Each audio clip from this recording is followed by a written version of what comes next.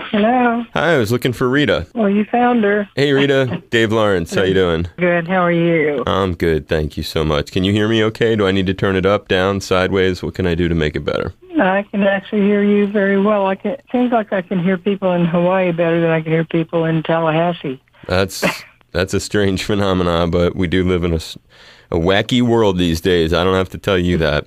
Let me just put a short introduction on it and we'll get rolling, okay? Okay. It's All Things Considered, Hawaii Public Radio. I'm Dave Lawrence. This week, Hawaii getting a return visit from the legendary Rita Coolidge. Thursday, Kauai Beach Resort. Friday at the Mamiya Theater. Saturday at the Honoka'a People's Theater, and Sunday at the MAC. We have the Delta lady herself on the line. Aloha and mahalo, Rita. Thank you for doing this. Well, thank you. I have to say that All Things Considered is one of my favorite shows. Well, we like that. Thank you very much. And honored to have you on our humble version of it out here in the Aloha State. Now, dialing in on these fantastic performances you've got coming up, kind of paint a picture for folks. Well, I'll have my four-piece band with me, guitar, drums, bass, and keyboards. And we've been just dying to come to Hawaii and play for a long time, and it's been a while. And so we'll be performing probably the things that people expect to hear, the former hits and some newer stuff. And unfortunately, I've just finished a new album, but I'm not allowed to play the new material yet. But we'll talk about it a little bit. And we'll talk about that in 1 second. You were mentioning it's been a while since you've been in the islands, and certainly I don't think this was the last time you were in the islands, but I have this loyal listener, Steve, the mystery emailer, and he sends me a lot of local history stuff whenever somebody's about to be on the show or that kind of thing.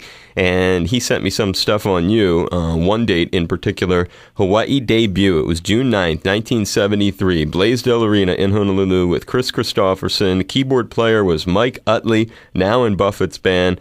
Any kind of memories of that show that come to mind, Rita? Well, probably not.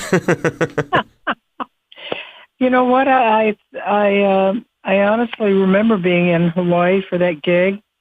And, if I could be so blunt, when I came home from Hawaii, I was expecting our first child. Oh, wow. I do have great memories of that trip. There you go. And well described as well. Perfect for radio. Well, that's something special right there. And certainly thinking about, you were mentioning the new record before we get into some of your history. Let's talk about that. Now, why can't you play any of it and give us a little preview of what the record we're not going to hear will be?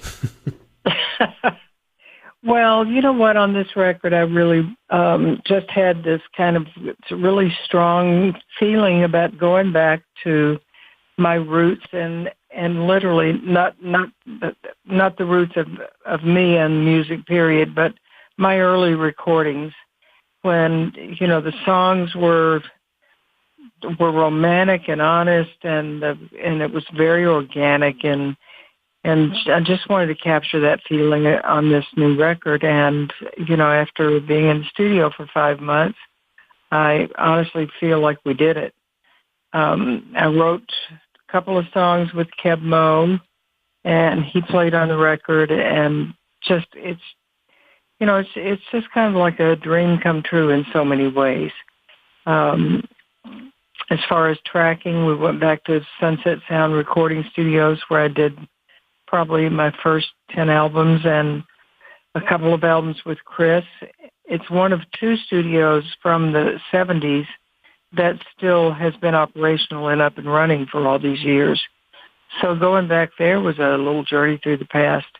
And the reason that I can't play the record is because people have phones now and they record things on their phones.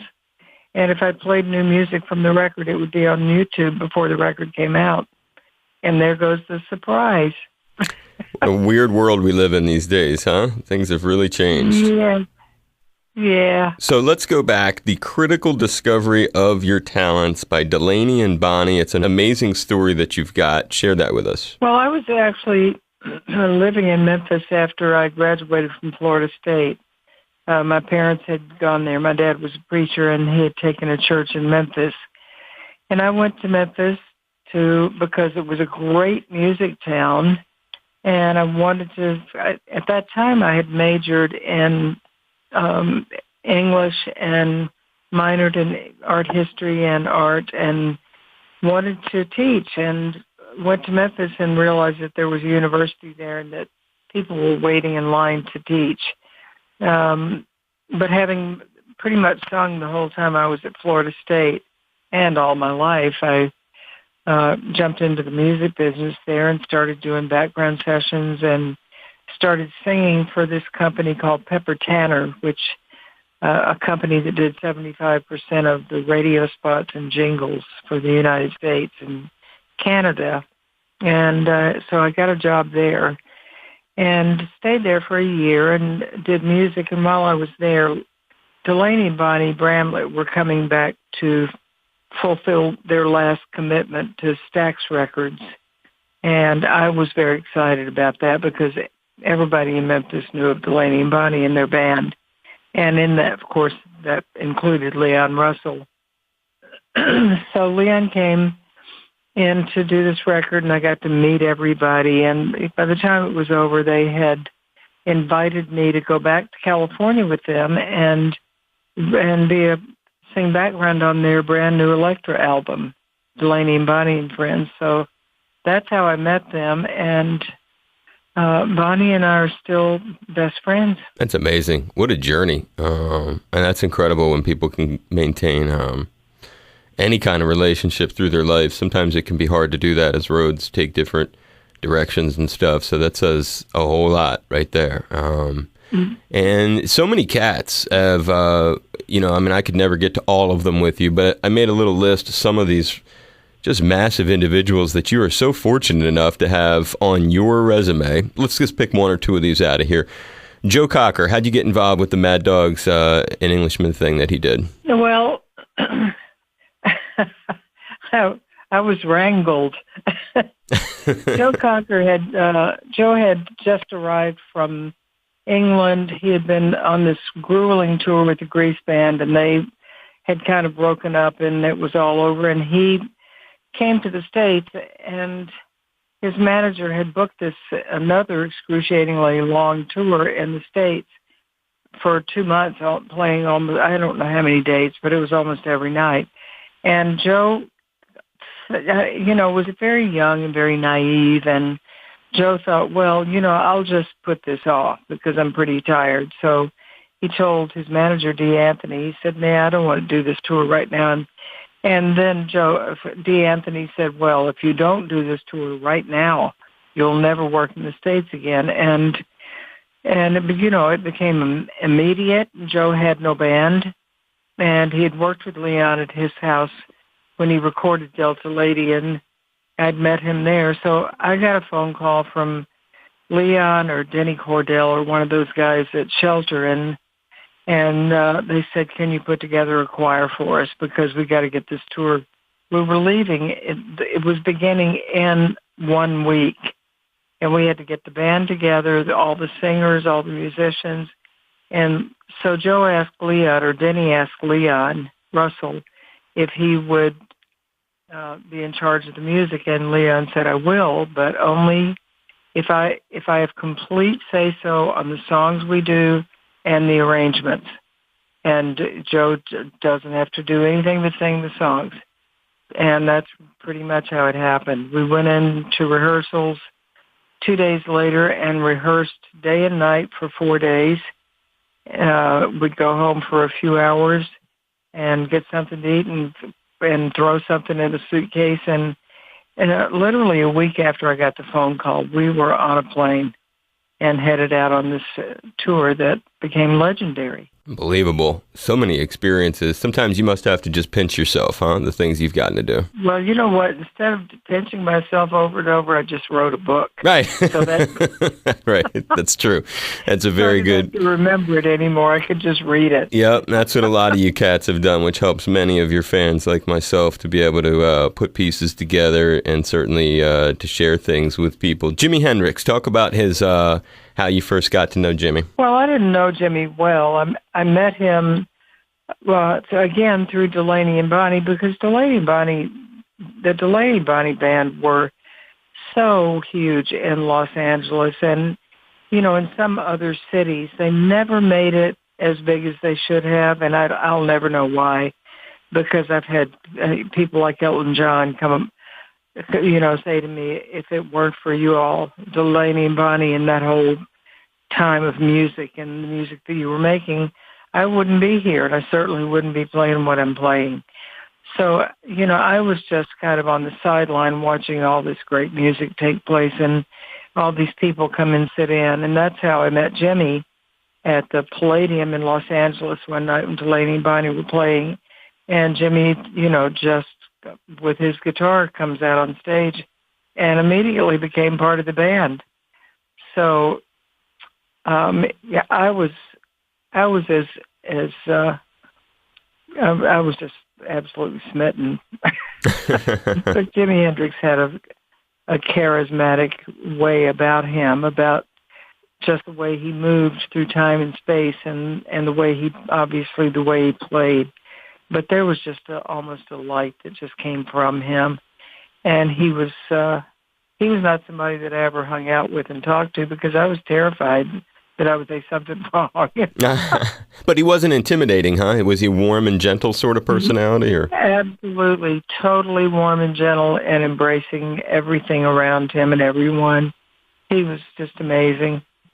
Yeah, it's the impression I get. And from the handful of cats like yourself who I've talked to, they've always said that he was very disarming and endearing, didn't have a big attitude, and it was sort of a more gentle cat. On the opposite side of the spectrum, at least the one time I met him, it didn't seem anything like the way we're describing Jimmy, but who knows? You probably have a different rapport with him. Roger Waters? Well, I think when I met Roger probably in the 1980s, when I was working in England, and I would do gigs in England, and it would always surprise me when someone would say, Roger Waters is here, and he wants to come back and say hello. Wow. So I met him literally touring in England, and then he was spending time in Los Angeles. I think he had a second home there and was working on his album, and I got a phone call one day, and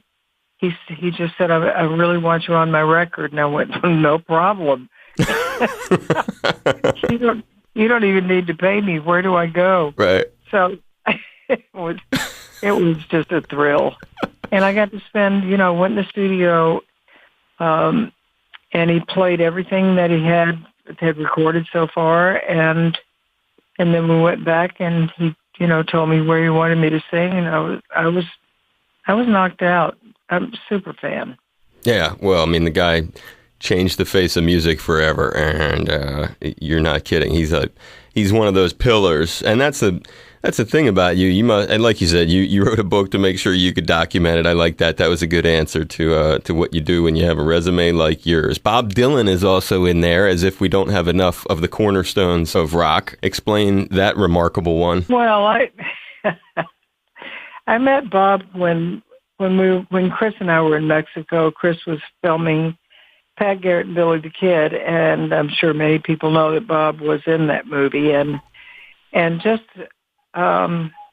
totally unpredictable. His family was there with him. Sarah and their 5 children were there, and Bob I don't think he had any experience around film, and I guess for me, the funniest thing was his lack of continuity with coming to work every day with a different hat on. And he would literally go into the wardrobe truck at different times during the day and take hats. And the front closet in his house with Sarah, in the house they were renting, Sarah opened the door one day and said, just look at this. And there was a stack of hats. There were probably 50 hats in that closet. He was with hats like a girl would be with shoes, huh? It was just a fascination with him. I don't know why. But he would go home at night and come back to resume the shot that they were shooting when they stopped the day before, and he would have on a different hat. And they would, say he would walk on the set, and Sam Peckinpah would say, stop.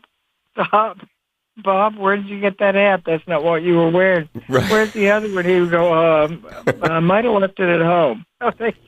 They started wrangling all of Bob's, wardrobe when he would leave the set in the afternoon, because I never knew what he would come back with. Right. They'd lose a critical piece of wardrobe if they didn't take it off of him. Right. And then, of course, we went down to Mexico City and did the music, some recording for Pat Garrett and Billy the Kid. But, it was just such a great way to meet Bob and his family while we were doing that film. And I've been a fan of his. I was a fan of his when I was in college. So it was just huge. Wasn't that right around when he was doing Knockin' on Heaven's Door, right? Wasn't that for that? That was for that film. Yeah. Incredible. Look at you, just coming right into all these historic things. You have great timing, huh? Have you ever thought about that, Rita? Your timing. Well, I feel like I've had nothing to do with it and don't have anything to do with much now. I just feel like, I've got some wonderful guardian angel that just likes me. I don't know. Because I've just, it's amazing to me. I've been so very blessed, and I am eternally grateful. I have so much gratitude for this wonderful life that I've had and continue to have.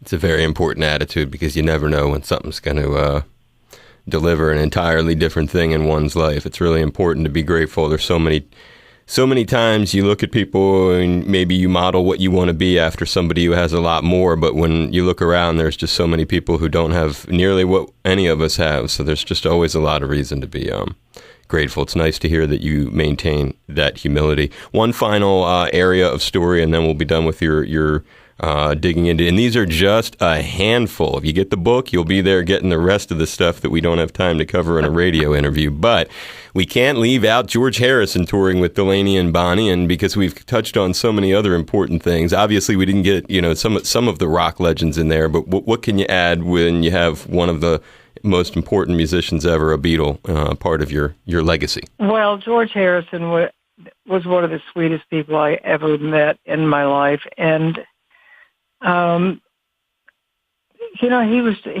remember when we were on tour in England, and Clapton was in the band, and when we played the Royal Albert Hall for the big concert with Delaney and Bonnie, we had, of course, Delaney Bramlett playing guitar, and George Harrison was playing guitar, Dave Mason, and Eric Clapton. So we had, the stage was swimming. That Royal Albert Hall was swimming with guitars. And I have to say that Bonnie came out, the front page of the paper the next day said Mae West hit the Albert Hall. So she took those guys apart. But, George came on tour with us, and was on tour when we played Albert Hall. But he had said, just come by. If I ask Patty if I can go on tour with her, she's going to say no. So just swing by when you all leave Eric's place in the morning. Just swing by and ring the gate, and I'll be surprised, and then she won't be able to say anything. So that's what we did. We swung by the Abbey where he was living, and said, want to go on tour with us for a few days? And he was like, sure, let me just go pack my things, which he had already done, of course. But just being on the road, when I was on the road with Delaney and Bonnie on those tours, and we had all these great musicians on the bus and singers, and we would sing all day. We would get up in the morning, get on the bus, have breakfast, get on the bus, and drive to the next gig. We'd sing all day on the bus, get to the hotel, check in, go to sound check and sing, do the show and sing. After the show, we'd go to somebody's room and sing.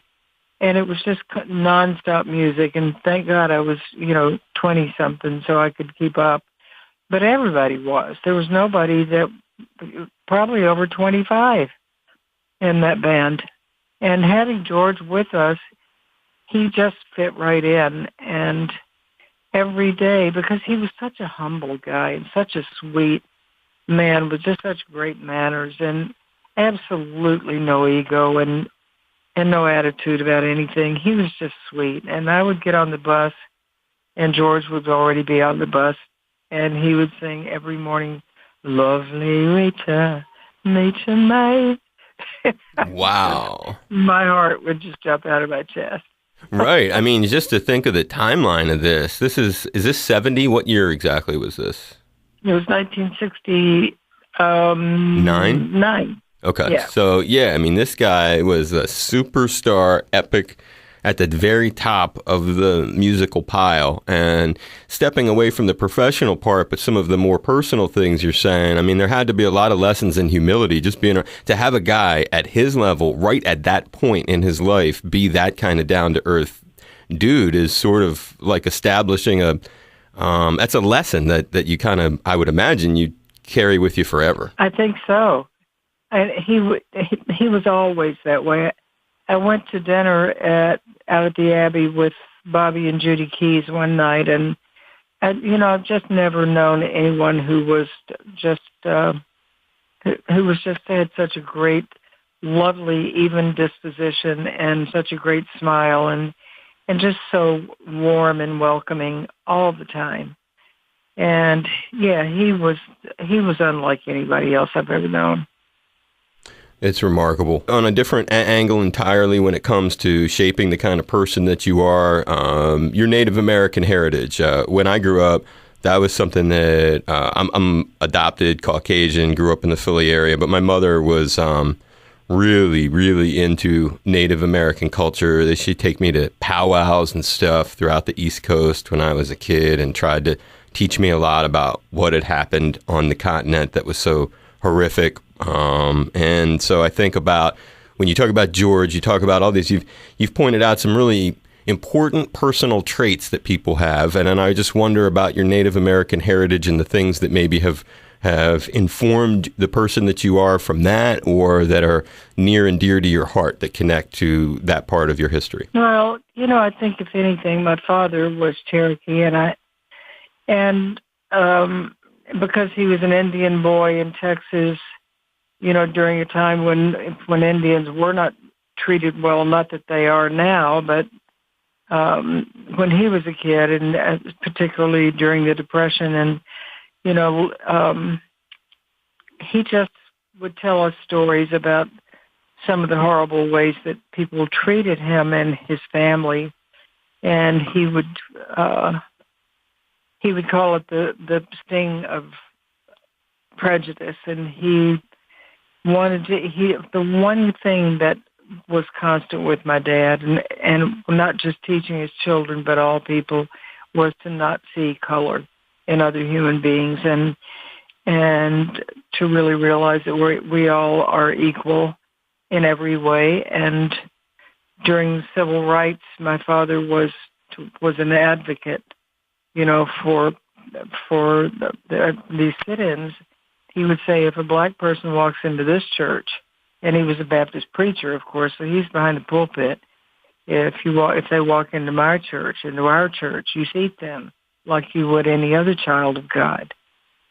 And there were always people with their backs up about that. But he certainly raised 4 children who saw no color. It's a beautiful way to leave it on. Rita Coolidge, very, very impressive. Says a lot about who you are. Thursday, Kauai Beach Resort. Friday, Mamiya Theater. Saturday, Honoka'a People's Theater. Sunday at the MAC. A huge thrill to have Rita Coolidge back in the islands in the Aloha state, obviously bringing a whole lot of aloha with you. Great talking to you, Rita. I hope you had fun today. I hope this was not a hassle. It was wonderful. Thank you, Dave. I'm looking forward to being in Hawaii.